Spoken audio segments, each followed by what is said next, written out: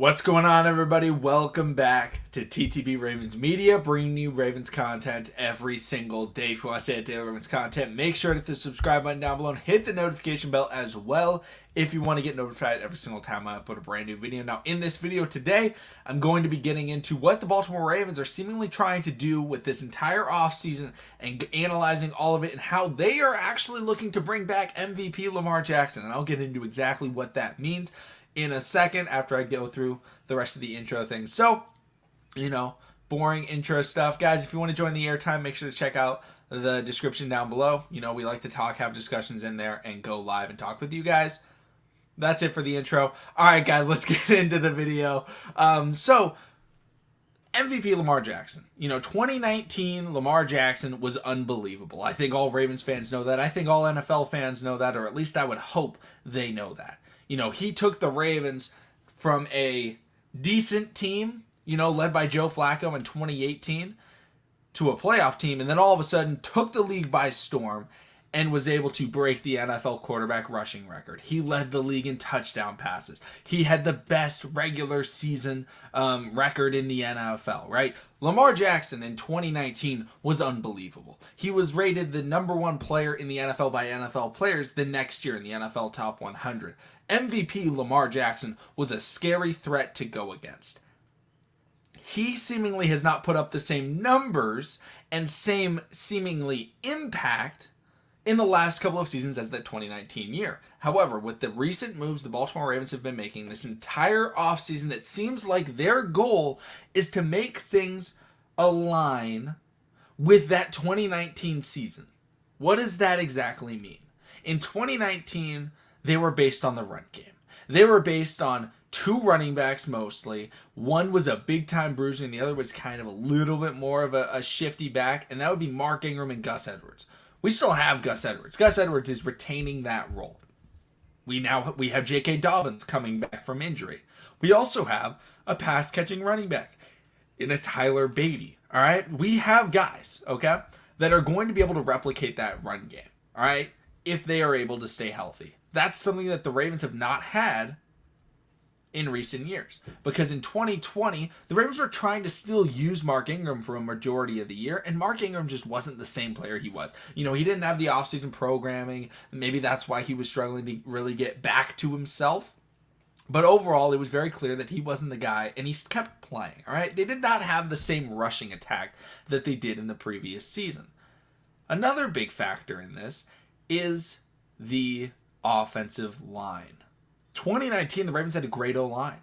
They had a guy, I don't know if you guys have heard of him. His name is Marshall Yanda. He was a decent offensive lineman for the Ravens. They also had Ronnie Stanley, and they had a lot of other players. Orlando Brown Jr. being one of them. All right? They had a great offensive line. The Ravens have not had that in recent years because Ronnie Stanley got hurt. Marshall Yanda retired. The Ravens had center problems. What did the Ravens do this year? All right? One, they're getting back Ronnie Stanley. That's cool. They signed Morgan Moses, a proven Pro Bowler, an all-pro level tackle from the Washington football team. Now the Washington Commanders. Washington Commanders. Overall, they went out and made sure they get that offensive tackle spot correct because Lamar Jackson is so good at scrambling outside of the pocket. He needs to make sure he has a clean pocket for him to get out of. The other thing is, they had to make sure the interior was set. Last year, they brought in Kevin Zeitler. Kevin Zeitler last season played great. I thought he was a great addition. I think he was very undervalued by a lot of Ravens fans looking back on that offseason. He's still there. The other thing, they went after a center and they drafted the best center prospect in maybe the last 10 seasons in Tyler Linderbaum. They needed to make sure that they did not have a problem getting the ball to Lamar Jackson. Because that was a problem in the last couple of seasons. They fixed that. The only question mark in the Baltimore Ravens offensive line is the left guard position. And they have a couple of young guys that can fill it. Ben Cleveland is now a second-year player. Ben Powers, has played in the left guard spot. They have a lot of players that they can put in there. We'll see who they decide. But overall, the offensive line is now comparable, maybe even better than the 2019 offensive line from MVP Lamar Jackson year. Now, let's look at the rest of the roster, okay? The other thing is, we're talking about Lamar Jackson, we're talking about offense, okay? So I'll get into the defense later, But offense has to be the main focus. So now let's look at the biggest part of that offense outside of the running game was the tight ends. Yeah, we can look back at rookie Hollywood and look back at Willie Snead and Seth Roberts. No, the passing game was built around the tight ends. It was built around Mark Andrews, it was built around Nick Boyle, and it was built around Hayden Hurst. That 3 tight end set had a great pass catcher in Mark Andrews, a fantastic run blocker in Nick Boyle, and a do-it-all, all-around tight end in Mr. Hayden Hurst. The Ravens then lost that in 2020, and they didn't have it in 2021. Right? And it was very clear that Greg Roman wanted to use 3 tight ends. So he was throwing Patrick Ricard out there. He was throwing a bunch of different players that probably shouldn't be playing the tight end position out there on the line trying to run routes. And it wasn't working very well. Well, all of a sudden, this offseason, the Ravens drafted not 1, but 2 tight ends. And one of them, in Kohler, from Iowa State, is a big body, seemingly going to develop into a very good all-around tight end because of his size and strength. And nobody's a great blocking tight end coming out of college. It just takes a little bit of time to get them to block because colleges most oftenly, they don't ask their tight ends to block outside of programs like Stanford and really run-heavy programs. Big 12 is not any of those programs. So Kohler's going to have to adjust, but he has the size, he has the frame, and he's got very soft hands. He can sit in the zones, and he's very similar to Hayden Hurst in that sense. Right? So they're right there. Boom. Mark Andrews, maybe Nick Boyle, and Kohler. That's 3. Then we also went out and got Isaiah Likely, which is very interesting because Mark Andrews has turned into not just a pass-catching tight end. Not just a, we'll say Darren Waller type, where Darren Waller is a pass catcher. He's not a blocker. Mark Andrews has become a blocker. He's also still a great pass catcher, but he's become a blocker. He is the second most balanced tight end in the NFL, I'll say, behind George Kittle. All right? He's much more balanced than a Travis Kelce because he can block and he can catch like Kelce, okay? He is fantastic all around, every aspect of the game. So now we have a guy that likely is a pure pass catcher. He doesn't have the size to become a great blocker. He can put in the effort. We'll see what he's able to do. But he's going to go out there and he can line up on the line and he can run routes from the tight end spot and beat linebackers. That right there is bringing back the fundamental part, the fundamental piece of the Baltimore Ravens offense from 2019 that allowed Lamar Jackson to be the best player in the NFL, is the tight ends. That is what the Ravens have been missing the last couple of seasons. And I think so many people look at the Baltimore Ravens roster and they say, because they listen to the national media, and the national media is like, look at the wide receivers. They're trash. They can't have a passing game without wide receivers. And while the Ravens wide receivers could use a great number 1, a veteran guy, if they added Devontae Adams, would they be a better room? Yes. But the bigger aspect of this team, the bigger aspect of the system, whether you love Greg Roman or not, it's based around the tight end. So getting back to 2019 isn't trying to get a number 1 wide receiver, because they didn't have a great number 1 in 2019. Their number 1 to start the year was Willie Snead. And then Hollywood eventually took over, but it was a rookie wide receiver. It was the tight ends. And they've gotten back to that. That was the point of emphasis for the Baltimore Ravens this offseason, was getting back to that tight end core. And they have done that. Now we look at the wide receivers, okay? And we look at the 2019 wide receivers, and we see Willie Snead, a veteran slot wide receiver that's not super dynamic. Honestly, I think we have an improvement over him in a Devin Duvernay. I think Devin Duvernay is a fantastic slot wide receiver. He's explosive with the ball in his hands. He has a good rapport with Lamar Jackson, just needs a little bit more opportunity. And now that, he's going to be moving up in the depth chart, we have that. Looking at, our number 3, like Miles Boykin or Seth Roberts, whoever you want to say was the number 3, we have an improvement over that. If you want to say James Prochet, or if you want to say Tylan Wallace, I'm going to say Tylan Wallace, but Prochet and Tylan Wallace are honestly both better than Miles Boykin and Seth Roberts. That's an improvement right there. And they have similar skill sets, right? Good hands. Not like the crazy fastest, but they have good hands. They can make a jump ball catch, and they can have that good rapport with Lamar Jackson. Boom, right there. Now we look at the number 1. Hollywood Brown. The Baltimore Ravens do not have Hollywood Brown anymore. So, who are they replacing him with? It would be Rashad Bateman. Now, if you guys remember, in 2019, Lamar Jackson did not get the opportunity to practice with with Hollywood Brown very often. Because he was coming off the Lisfranc injury, he wasn't able to play until very late in the offseason programs. Lamar Jackson this offseason has been working with Rashad Bateman. Rashad Bateman, a former first-round pick coming off of injury. He's not a first-year player. Rashad Bateman, when he played last year, was very good. I think this is a better wide receiving core than the Ravens had in 2019. And they have the more important piece, which is the tight end group. And I will say they have a better tight end group, because who was the best tight end from 2019? That would be Mark Andrews.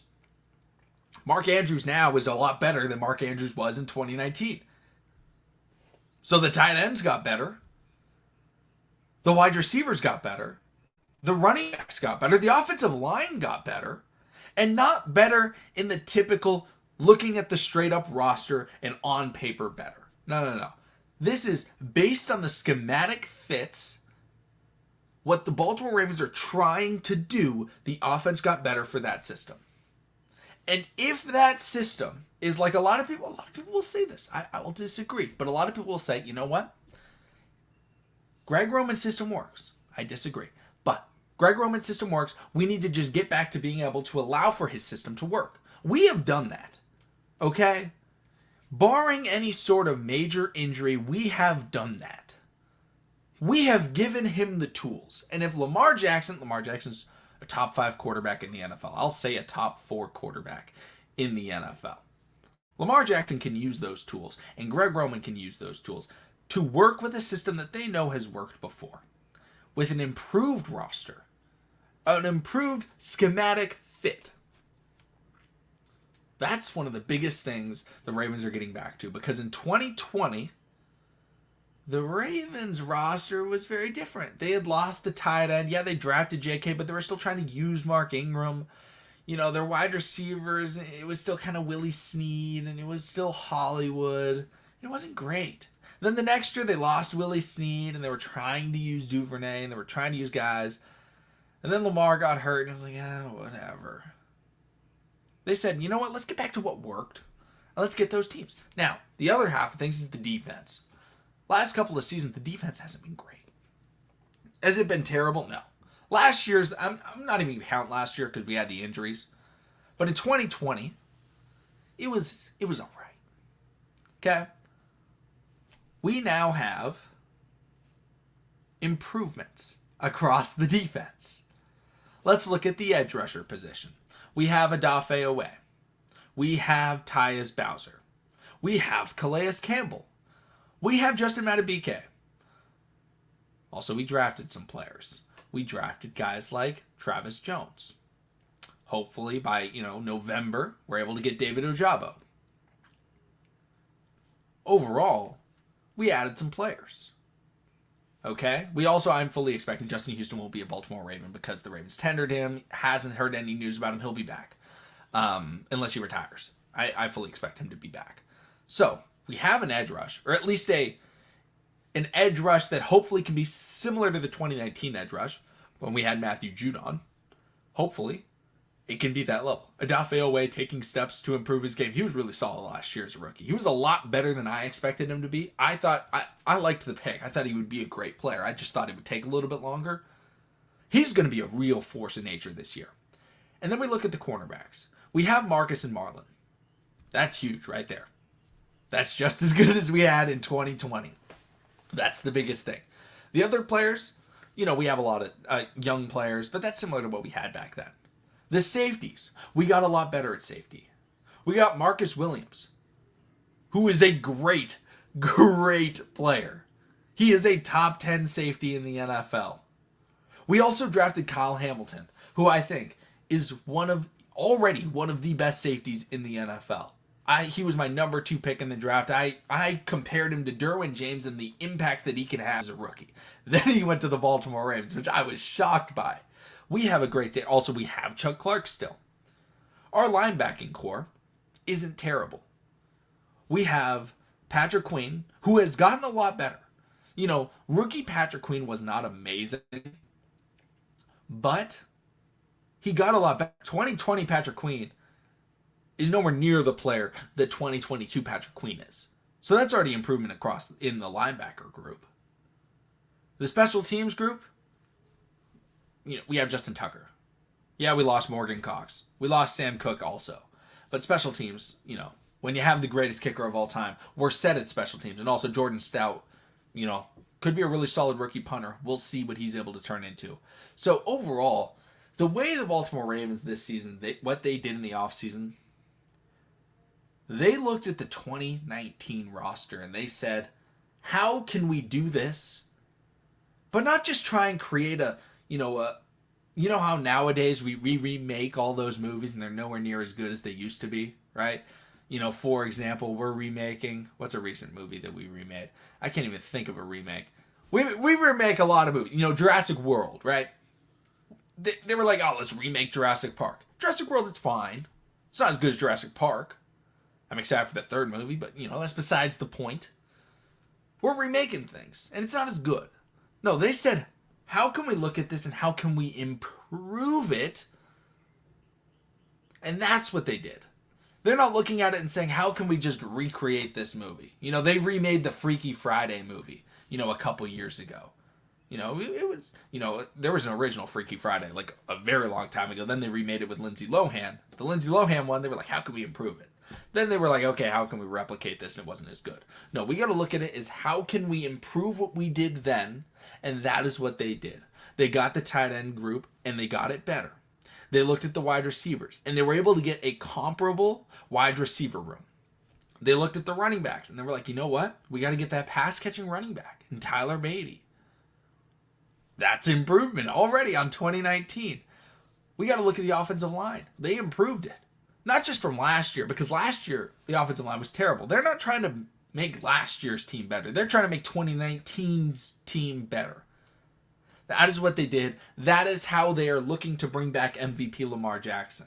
It's not just he's in the MVP conversation, because he was in the MVP conversation last year. No, they're putting him back in that situation so that he can be the player that he was in 2019, and he's better than he was in 2019. He's a more polished passer. He's more calm under pressure. He is a better player than he was in 2019, and he's now in a better situation that is similar and familiar to him.